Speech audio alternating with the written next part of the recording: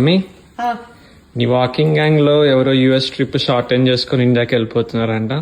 ఎందుకు? అవునరా, వెళ్తున్నారు. ఎందుకు? వాళ్ళు కొంచెం హెల్త్ సడన్ గా సిక్ అయ్యారు.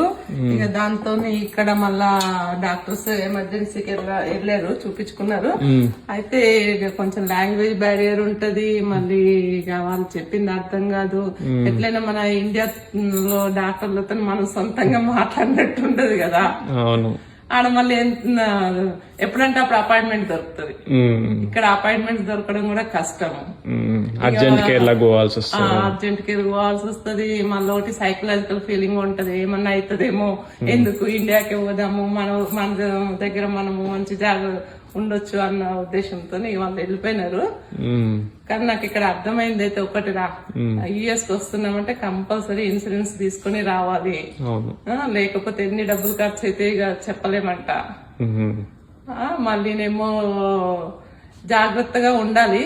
అట్లా అని చెప్పేసి మరీ ఎక్సర్సైజ్ చేయకుండా అదే పనిగా కూర్చోవద్దు, ఓవర్ గా కూడా పిల్లల్లాగా చేయకూడదు.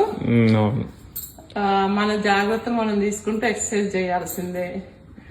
ఇంకొకటి ఏంటంటే సైకలాజికల్ కూడా ఫీలింగ్ ఉంటది, పిల్లలకు భారం అవుతుందేమో, వాళ్ళని ఇబ్బంది పెడుతున్నామేమో, వాళ్ళ వర్క్ వాళ్ళు చేసుకుంటుంటారు, మనం వాళ్ళకి సహాయం చేద్దామని వచ్చి మనం వాళ్ళతో చేయించుకోవాలా అన్న ఫీల్ ఉంటది.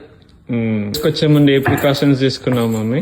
నేనారా, నేను ఆల్రెడీ 6 months కి వస్తున్నాను కాబట్టి ముందే డాక్టర్ తో చెకప్ అన్ని టెస్టులు చేయించుకున్నాను. 6 months కు సరిపోను మెడిసిన్స్ తెచ్చుకున్నా. ఇంకొకటి ఏంటంటే ఆన్లైన్ ఫెసిలిటీ ఉందా లేదా అని కనుక్కొని అది కూడా తీసుకున్నాను, నెంబర్ అవన్నీ. ఇప్పుడు అవి కూడా ఇస్తున్నారు ఇండియాలో. ఇక్కడ ఏదైనా ప్రాబ్లం అయిందనుకో ఆన్లైన్ లో వాళ్ళని డైరెక్ట్ కాంటాక్ట్ అయ్యేసి మాట్లాడుకోవచ్చు. అట్లయితే ఇక కొంచెం మనకు ధైర్యం ఉంటది.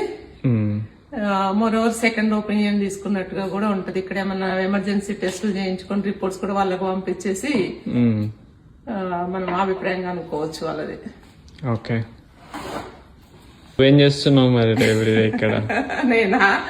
నేను చేస్తారా, ఎందుకంటే నేను ఫిట్టే అనుకుంటున్నా. మరి మార్నింగ్ స్విమ్మింగ్ చేస్తా, ఈవినింగ్ చిన్న తీసుకొని పార్క్ పోయి అట్లా మళ్ళీ మా పేరెంట్స్ గ్యాంగ్ తోని మాట్లాడతా.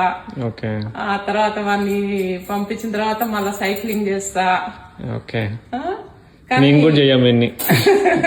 ఏం చేసినా నా జాగ్రత్తలు తీసుకొని చేస్తారా.